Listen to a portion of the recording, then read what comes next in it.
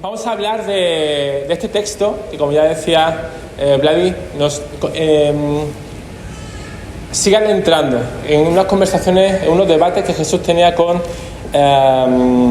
diferentes autoridades religiosas, y por eso hemos puesto el título de Jesús, Saduceo y Esperanza. Y pasa por favor, Benji.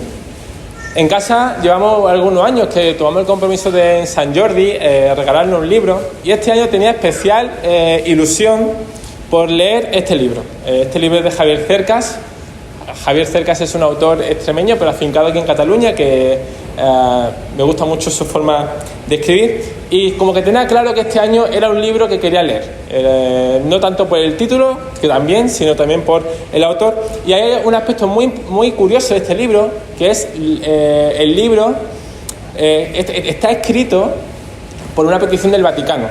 Es decir, hasta ahora nadie del Vaticano había solicitado a ningún escritor que acompañara al Papa en un viaje, y contactaron con Javier Cercas y dijeron: oye, queremos que vengas y nos acompañes en un viaje.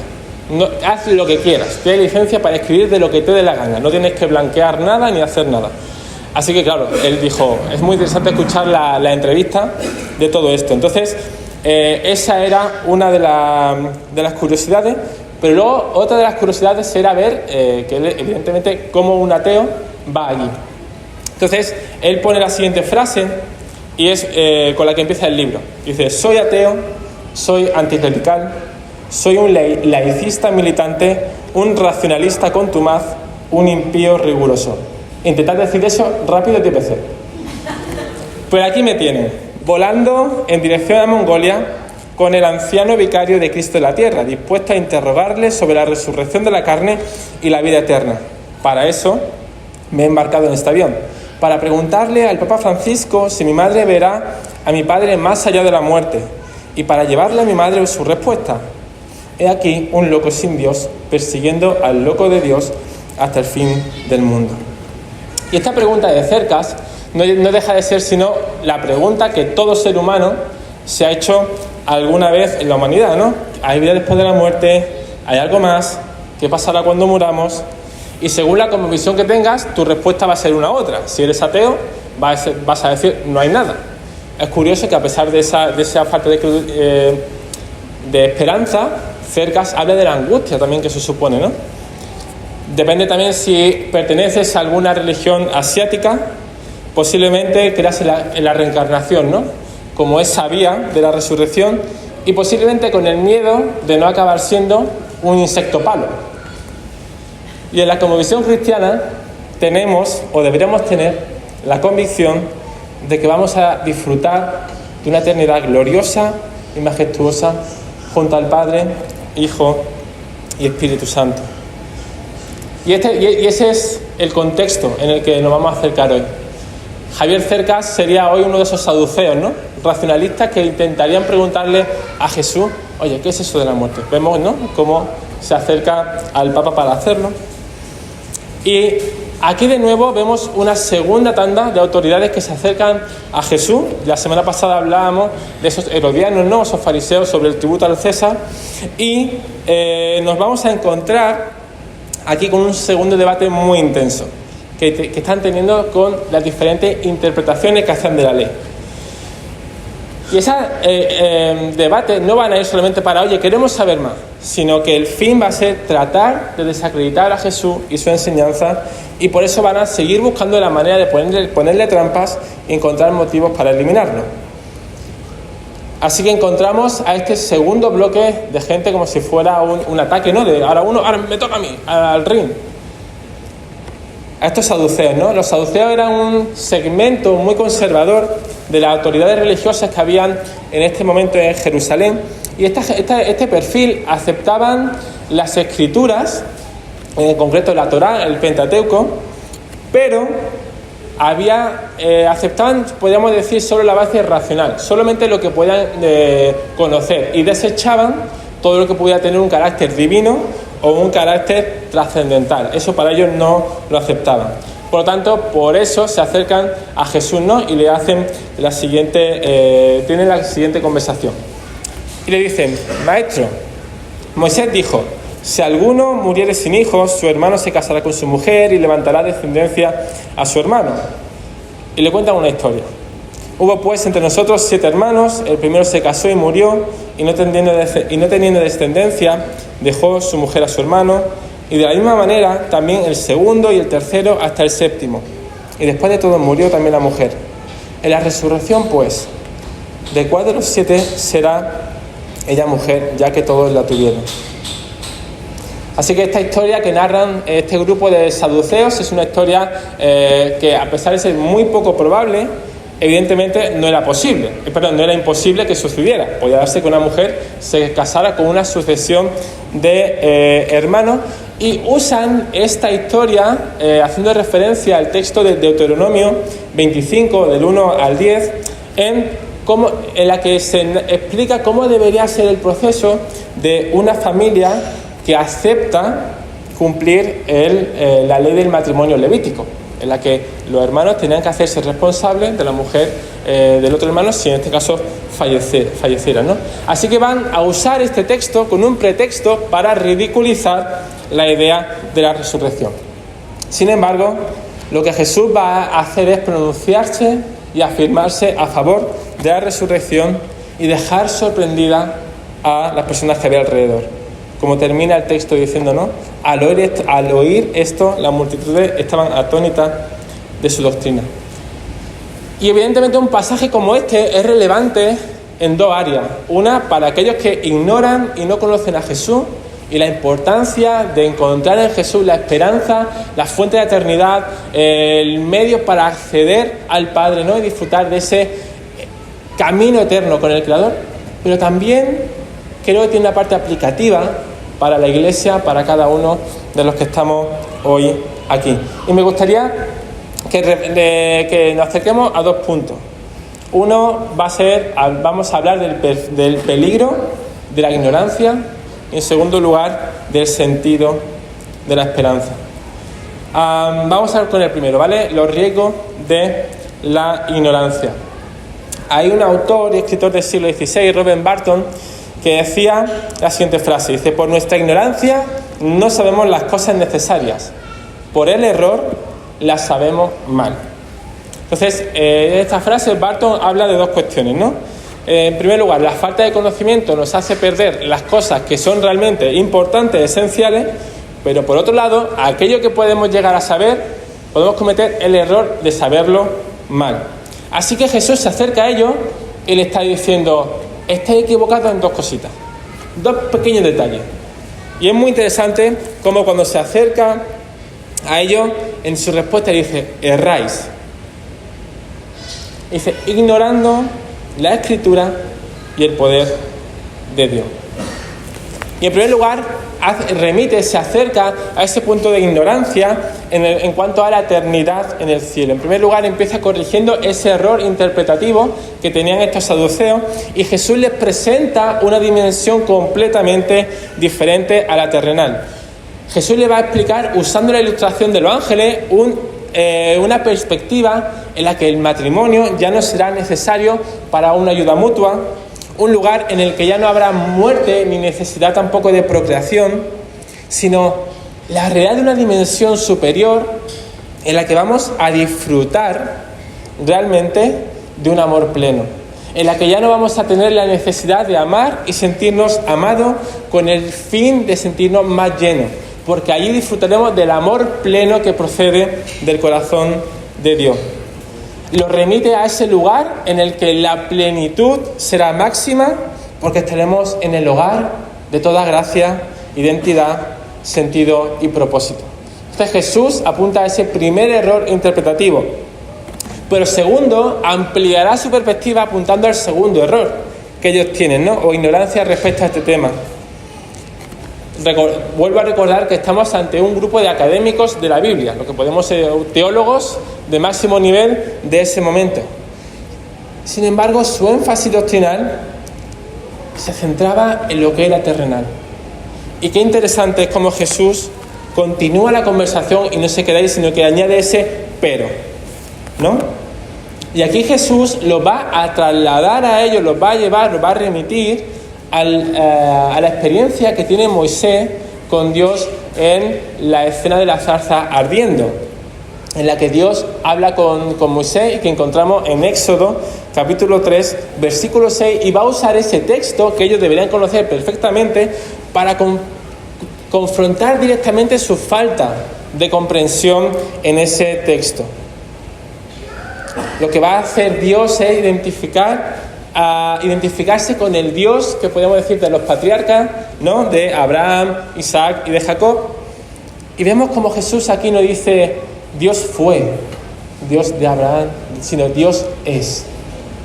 Está remitiendo a la naturaleza viva, activa, dinámica de ese momento. Y como ese yo soy eterno, ese concepto que Dios narra ahí, del yo soy eterno, cómo se va a derramar, cómo esa dimensión eterna y gloriosa se derrama sobre todo lo creado. Por lo tanto, la ignorancia puede ser algo que intencional o no intencionalmente puede llevarnos a vida alejada de la voluntad de Dios, o vidas también que entren en una espiral descendente y alejada también de las bendiciones de la gracia. La ignorancia nos puede llevar a no reconocer a Dios como nuestro Señor y Salvador, pero también esa ignorancia nos puede llevar a no disfrutar de las bendiciones de la gracia. Y Jesús aquí detalla, ¿no?, dos niveles de esa ignorancia. ¿Dónde recae esa ignorancia? En primer lugar, el peligro de ignorar la Escritura.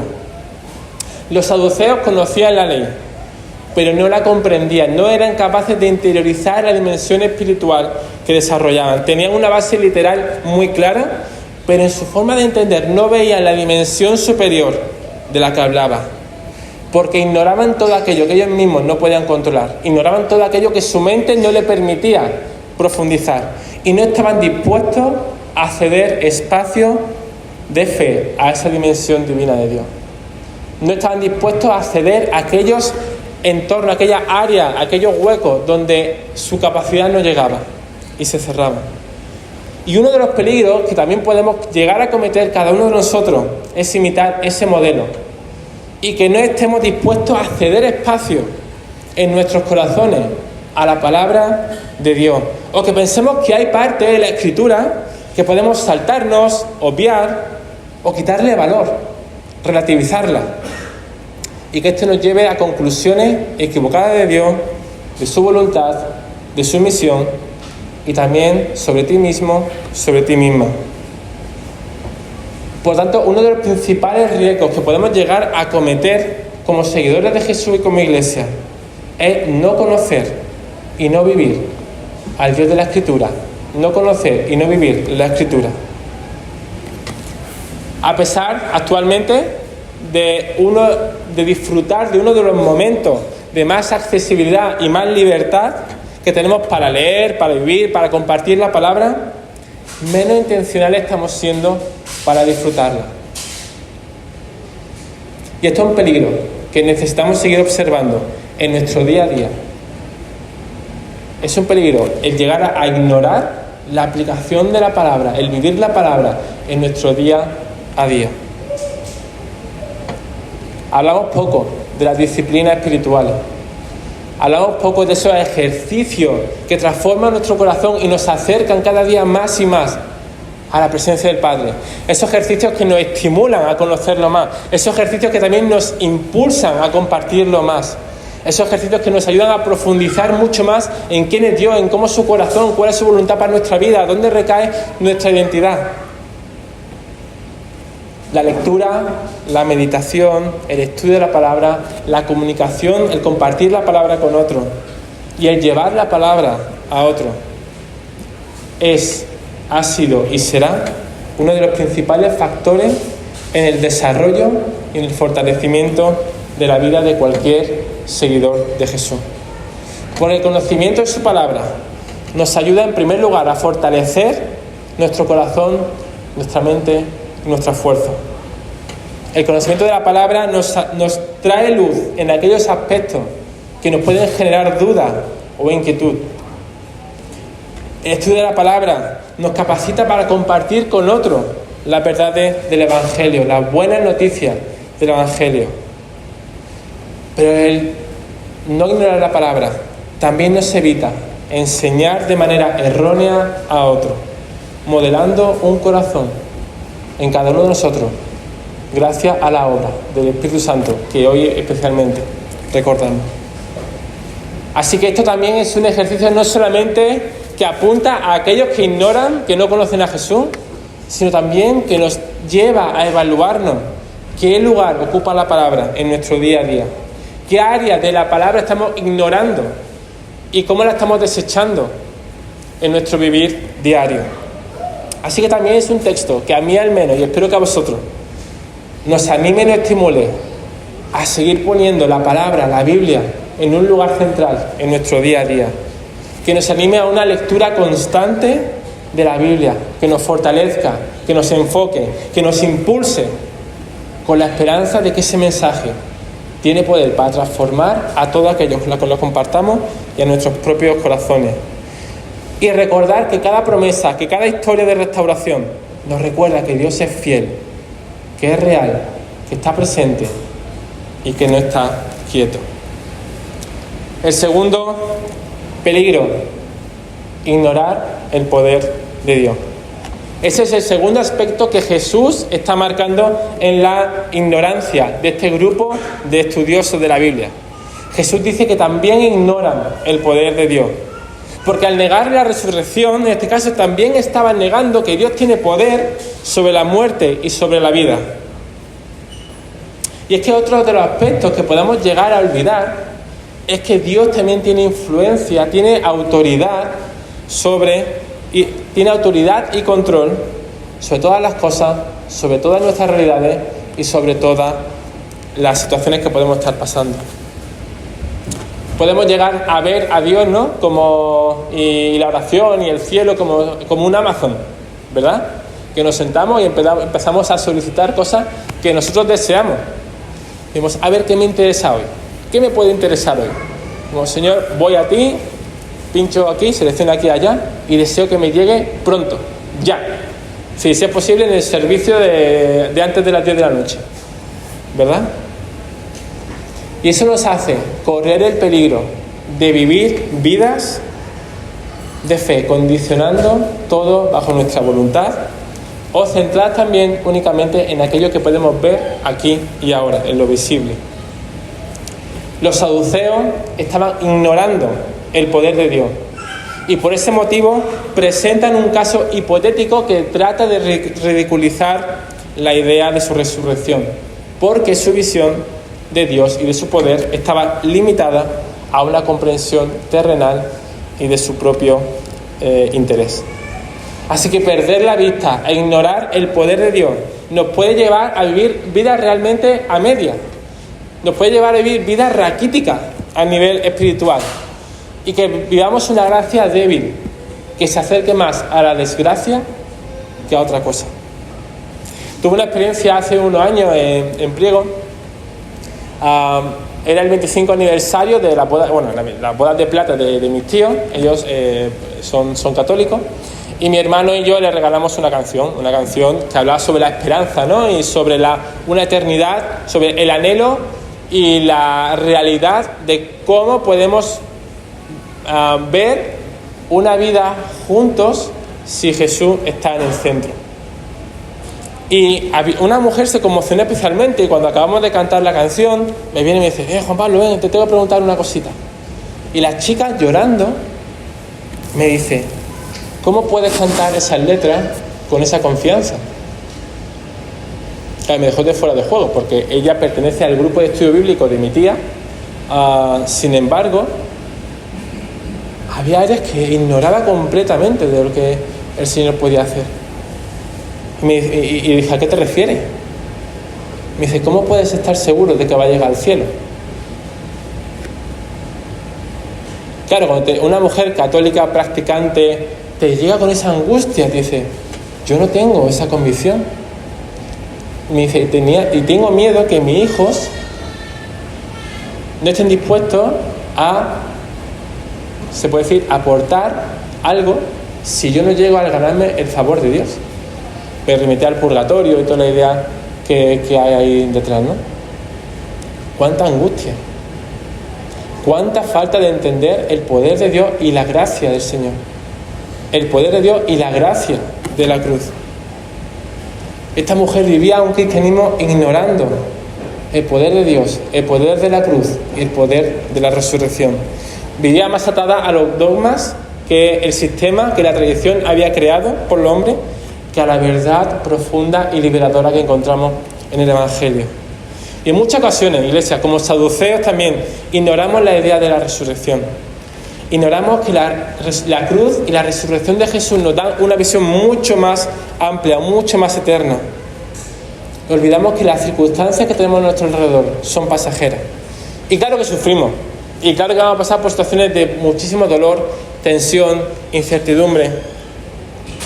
Sin embargo, cuando todo eso lo enmarcamos en el marco de la esperanza eterna, todo cambia. Y ahí cuando Jesús nos dice, yo estoy contigo, yo camino a tu lado. Y es en ese momento en el que podemos hallar confianza, descanso y gozo. Así que ignorar el poder de Dios en medio de nuestras circunstancias es ignorar también su autoridad sobre cada una de ellas. Y es ahí cuando viene la duda, la crisis, el dolor, porque vemos a un Dios, a un Jesús y una cruz sin poder o sin influencia. La cruz vacía nos recuerda que no podemos ignorar el poder de Dios. Si recordamos las últimas palabras que Jesús dejó, ¿no?, en el monte, en Mateo 28 y 18, dice, toda autoridad me es dada en el cielo y en la tierra. Y esa realidad no podemos ignorarla, sino que nos ayuda a confiar, a descansar y a caminar. Así que no ignoremos el poder de Dios. Sigamos viviendo en la confianza de que su poder obra y opera en nuestro día a día. Confiemos y tengamos la fe y la convicción de que Él puede transformar cualquier realidad para su gloria. Y que esa confianza, esa autoridad, ese descanso nos acompaña en nuestras circunstancias y nuestras decisiones. Y eso nos lleva al siguiente punto, al ver que todo esto se sostiene en la esperanza de Jesús. Pues cuando miramos a Jesús, miramos también a los ojos de la esperanza. Cuando miramos a Jesús, miramos a los ojos a la esperanza. Jesús vino para encarnar la esperanza de una eternidad con el Padre. Sin Jesús, la eternidad podía ser mística, podía ser etérea, podía ser una idea que estaba ahí, pero como que cuesta entenderla, ¿no? Sin embargo, con Jesús todo cambia. La resurrección y la ascensión de Cristo son el sello de que todas las palabras de Jesús eran verdad. La resurrección y la ascensión de Cristo son la base en la que se fundamenta nuestra esperanza. Si recordamos el texto de Juan 10:10, dice, yo he venido para que tengan vida y que la tengan en abundancia. Así que este texto también nos muestra dos dimensiones acerca de la esperanza eterna. En primer lugar, la esperanza de una vida transformada.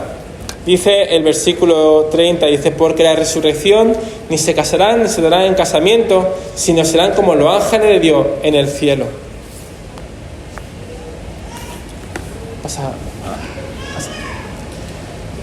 Jesús nos está revelando aquí que la vida futura no es una simple continuación de esta, sino una transformación completa de nuestra humanidad.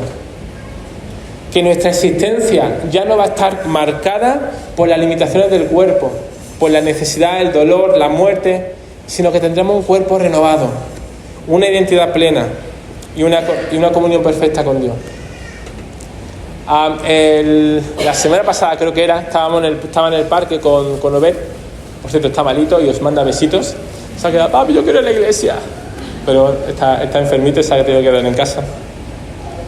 Pues estábamos en el parque y veíamos como un hombre cogía a su hijo para que él cogiera ramas de hojas de una morera. Y le preguntamos, ¿para qué quiere esta hoja? Porque Obed decía, mira papi. Claro, tenía que explicarle que no se pueden arrancar las hojas porque sí.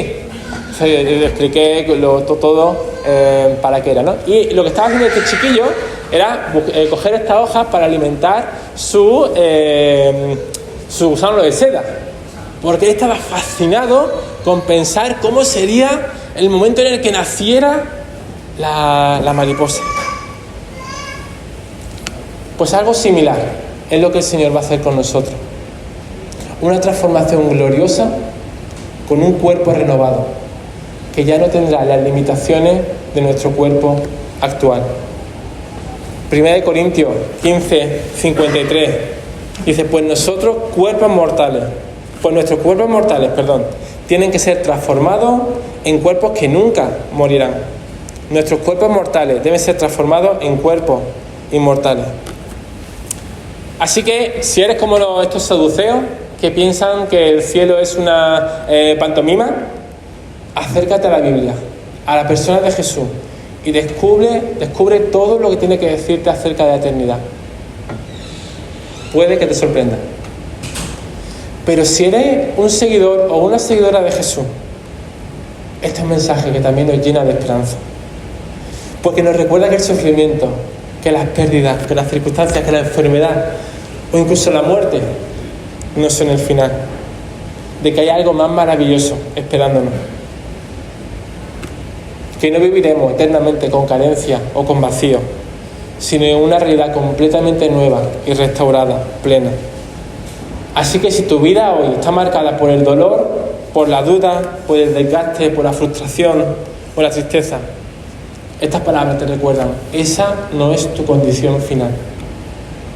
En la eternidad serás completo, serás pleno, serás libre, serás como esos ángeles, en paz y en plenitud delante de Dios. Así que déjame preguntarte algo. ¿Qué papel ocupa la eternidad en tu corazón? ¿Qué papel ocupa la eternidad o la esperanza de eternidad cuando vas a trabajar? ¿Qué papel ocupa la esperanza cuando estás educando a tu hijo? ¿Qué papel ocupa la esperanza cuando estás en medio de una relación, conociendo a esa persona? ¿Qué papel ocupa la esperanza cuando comentamos nuestro día a día a aquellas personas con las que nos acercamos? Y ya en último lugar, lo que Jesús hace es mostrarnos la esperanza eterna en su persona.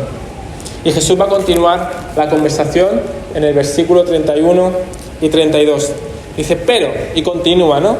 Respecto a la resurrección de los muertos, ¿no habéis leído lo que os fue dicho por Dios cuando dijo: yo soy el Dios de Abraham, el Dios de Isaac y el Dios de Jacob? Dios no es un Dios de muertos, sino de vivos. Como he dicho antes, Jesús está haciendo referencia al pasaje de Éxodo 3:6 y ese encuentro de Moisés con la zarza. Y aquí lo que Jesús va a hacer es apelar a la identidad del Dios al que ellos estudian y pretenden conocer. Lo que Jesús va a hacer es tomar la iniciativa para seguir mostrando el error en el que se encuentran al no reconocer la identidad poderosa y eterna de Dios. A pesar de todo su estudio, de todas esas horas de memorización de la Torá, no conseguían entender la dimensión eterna de Dios. Y eso fue también lo que vino a hacer Jesús. Otro de los propósitos es la de Jesús a establecer el reino en la tierra. Era la de revelar el corazón de Dios. El seguir revelándonos la identidad de Dios. Cada vez que Jesús aclaraba o corregía cualquier interpretación teológica o doctrinal, cada vez que hacía un milagro, cada vez que exponía sus palabras, revelaba el corazón del Padre, revelaba su identidad. Y Jesús, en su tiempo en la tierra, lo que va a hacer es ir revelando esa identidad de manera progresiva. En el Evangelio de Juan, en el capítulo 8, versículo 59, incluso Jesús tiene una situación de mucha tensión con los fariseos y con los escribas de ese momento, cuando dice: antes que Abraham fuese, yo soy. De nuevo no dice yo era, sino Jesús dice yo soy, usando la misma expresión que Dios usa con Moisés en la zarza. Evidentemente los judíos entraron en cólera en ese momento porque Jesús estaba afirmando la deidad que le acompañaba. Así que lo que Jesús va a estar haciendo es revelando la identidad del Padre poco a poco Y Él se va a ir identificando con esa misma identidad, con esa misma realidad. Y eso es lo que se va a expresar de manera suprema cuando Jesús baje de la cruz y se levante de los muertos. Es ahí cuando esa dimensión nos dará una perspectiva plena de cómo Dios es un Dios real, que tiene poder para vencer a la muerte. Y la resurrección no deja de ser otra cosa que la columna vertebral de nuestra fe. La resurrección de Jesús es la base en la que se sostiene nuestro fundamento de la fe en Cristo. Porque si Jesús se hubiera quedado en la cruz y se hubiera quedado solamente crucificado, no hubiera sido otro que alguien que hubiera traído un mensaje moral, correcto evidentemente, pero que no hubiera tenido diferencia a lo que ha hecho Gandhi, a lo que hizo Buda, a lo que han podido hacer otros muchísimos líderes. La resurrección es la diferencia suprema que nos permite entender la realidad de la eternidad. 1 Corintios 15, del 12 a 14, y luego el versículo 20 también dice: la buena noticia que os anunciamos es que Dios resucitó a Cristo. Pero entonces, ¿cómo es que algunos de ustedes dicen que los muertos no resucitan? Porque si los muertos no resucitan, entonces Cristo tampoco resucitó. Y si Cristo no resucitó, esta buena noticia que anunciamos no sirve para nada. Y de nada sirve tampoco que ustedes crean en Cristo. Sin embargo, el versículo 20 nos da una buena noticia. Dice: sin embargo, Cristo resucitó. Y se nos olvida muchas veces esa realidad, ¿no? La decimos: Cristo resucitó. Pero es una noticia maravillosa. Debería ser la noticia más emocionante que saliera de nuestra boca, realmente. Sin embargo, Cristo resucitó. Esto nos enseña que también resucitará los que murieron. Y ahí recae el elemento clave de nuestra fe. Sin la resurrección, la cruz está incompleta. Sin la resurrección y la convicción de una vida eterna, la cruz solo fue un acto tiránico y criminal, no un acto de redención. Por lo tanto, en nuestra vida, pero también en nuestra predicación y exposición, la resurrección de los muertos debe ocupar un papel trascendental en aquello que decimos. La esperanza de nuestra fe se basa en una relación eterna, viva y dinámica con nuestro Señor y Salvador. Pero de igual manera que los saduceos se acercaban a Jesús para cuestionarlo desde su racionalidad, nosotros también podemos actuar igual que ellos, al quitarle valor a la resurrección.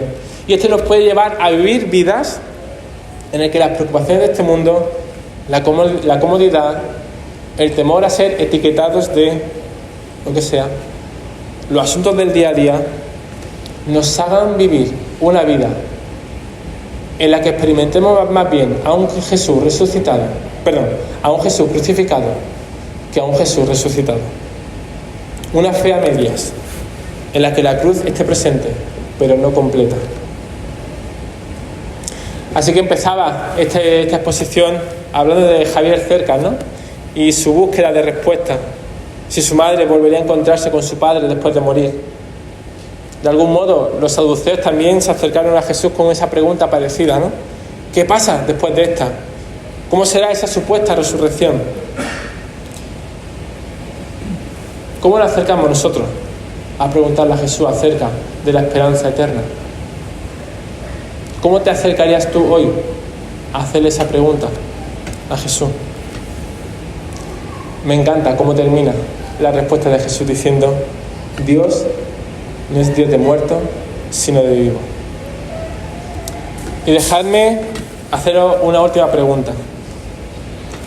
¿Estás viviendo tu fe como si Jesús estuviera vivo o como si Jesús estuviera muerto? ¿Cómo está siendo tu caminar diario? ¿Ves a un Dios de vivos que obra, que transforma, que interviene? ¿O hay áreas en tu vida donde lo sientes distante, ausente o como si no pudiera hacer nada? De nuevo, os recuerdo esta preciosa frase que encontramos en Juan 10:10. Yo he venido para que tengáis vida y la tengáis en abundancia. Una vida abundante que no se agota con la muerte. Una vida que empieza aquí, pero continúa con la eternidad. Y hoy, esa vida eterna, si tú no conoces a este Jesús, está a tu alcance. Pero si ya la has conocido, Jesús quiere que la disfrutes, que la degustes, que puedas ver cada día a día en ese marco de esperanza. Y Jesús quiere también que la vivas, que la experimentes y que la compartas a aquellos que aún no lo conocen. Así que el Señor nos ayude a no vivir vidas como si Él estuviera muerto, sino vivir vidas como quien ha resucitado con Cristo, porque Dios no es un Dios de muertos, sino de vivos.